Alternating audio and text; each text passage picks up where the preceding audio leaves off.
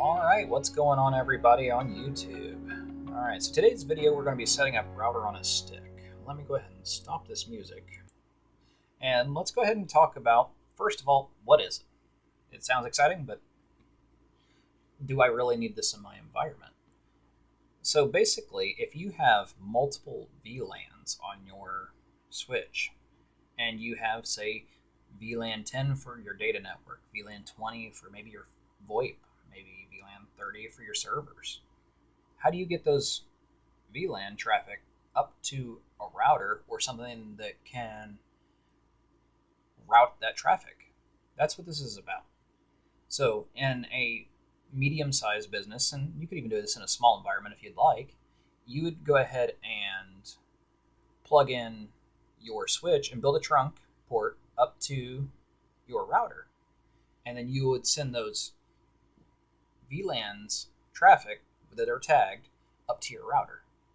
It sounds very complicated. Realistically, it's not. So let's go ahead and jump into the lab environment and take a look at this. All right, so I am sitting here on our headquarters router, going to take a look at this as an example on how we would set this up. So the most common command that you'll see a lot of people do is show IP interface brief. So as you can see, we have a lot of loopback addresses that was used in another lab environment. But let's go ahead and look at this fast Ethernet 1/0 here. So this right here is my 10.0.0.1 network, and the interface is up. So what if I want to go ahead and separate this into, if it's not tagged, I want it to be on my 10.0.0.1 network. But if I have my VLAN 10, 20, and 30 like we just referenced, how do I get this to do this? Do I have to pay for special licensing or anything crazy? No, it's actually pretty easy to do. So first of all, go into our configuration terminal. And then we start to go under the interface. Interface /0, and use the help. It is actually helpful, obviously. So you'll sit there and see this little dot in this. Like, what is this? So here's where we can go dot, and then we get this big number right here. Here's where we create sub interfaces or switch virtual interfaces. It sounds very complicated. Don't worry about it. Most people set it to whatever their VLAN is. It's easy to remember that way what the interface is for if it matches your VLAN. So if we go ahead and create a VLAN 10, for example, I hit enter, it creates a sub interface. One of the areas that a lot of people struggle with is most of the time in Cisco, you can put it in the commands in any order you want and it'll come up eventually. There is one exception that I have found, is this one right here, this encapsulation. And then this is an older version of the Cisco iOS, so it has this ISL here. This is a Cisco proprietary form that came out before .1Q, before the standard came out. So we're going to go ahead and do .1Q because that's the most common. And here's where you'll specify your VLAN. So I'm going to say to VLAN 10. So that way, when the trunk sends the traffic up to this router, it'll know, okay, this is on VLAN 10. It's going to go to this interface. And here's where we can go ahead and assign it an address. And so we'll go ahead and do 10.0.10.1.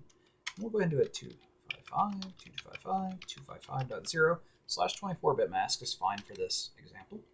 You will see people do a no shutdown. It's a logical interface, so it's tied to your actual physical interface, but you can shut down a logical interface. So if you really wanted to make changes or something, you can still do it here without messing with that physical interface. So if we go ahead and create another one, we can just use our up arrow to save on the typing. And so my VLAN 20, let me say that was for our voice if I remember right. So let's go ahead and create that. Let me show you what happens if you try to put an IP address on here before you tell it that encapsulation one. It just tells you no. But it's nice enough to tell you, hey, you need to specify the VLAN because we don't know what this IP address will map to. So that's when you'll come back up here and go to your encapsulation.1Q, and then you specify what VLAN you want. So we said VLAN 20. And then we'll go ahead and say, hey, can we go ahead and put this IP address on here? Sure, so let's go ahead and do VLAN 20 so that we can keep track of this IP. And it is just this easy to create virtual interfaces and routing for this. So let's go ahead and do 30, and we'll go ahead and make, oops, I started to do it again. 30, and then we'll go ahead and give it an IP address of 30 for that subnet. How do we know it did it other than we just type these commands? If I go to show IP interface, oops, you could do that, but I'm going to do brief just to make it easy on us. We can see these virtual ones connected under this interface. And they're all logically up. So like I said, if you wanted to logically shut it down, you could. So if you're going to be doing something that pertains to that, absolutely. What about the routing table? Because obviously that's important, right? We need to make sure that the router knows how to route between the VLANs and between this 10.0.0.1 and this address up here. Maybe these addresses might be kind of helpful for it to be able to route to. So, oops, show IP route. And we can see right here that they are connected. It means that they are physically connected to this. The router knows that, hey, it's directly attached to me. If you need to reach anything on this 10.0.20 network, I got you. It's right here. So if I wanted to ping, for example, we can do it from here, 10.0.20.1. Absolutely. What about that 10.1? Absolutely. What about one we didn't create? 50.1. No, it's not gonna happen. It's not gonna be happy about that because it doesn't exist.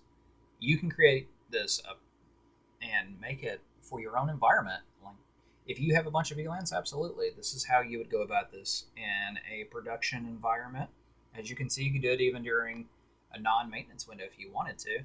Just make sure that you have a trunk configured from your switch. Say even if you don't have a Cisco switch, because we all know that they are kind of expensive. So maybe you have something else. You can still do this with that. So by utilizing your own switches, and it's an open standard, you can connect it into your Cisco iOS. Just make sure that, like I said, there's a trunk set up, and then that's how you go about this. This is a very easy but very common thing to do, especially in medium-sized businesses. And then from here, you can apply access rules and everything else you need. I hope this has been informative. Thank you for watching. If you like what you see, please hit that like button. Maybe a subscribe would be fantastic. If you want to see something else more in depth, maybe, feel free to drop a comment. I will be looking at comments as they come in. And thank you everybody for watching. Let me go ahead and hit this back over. All right, have a good one.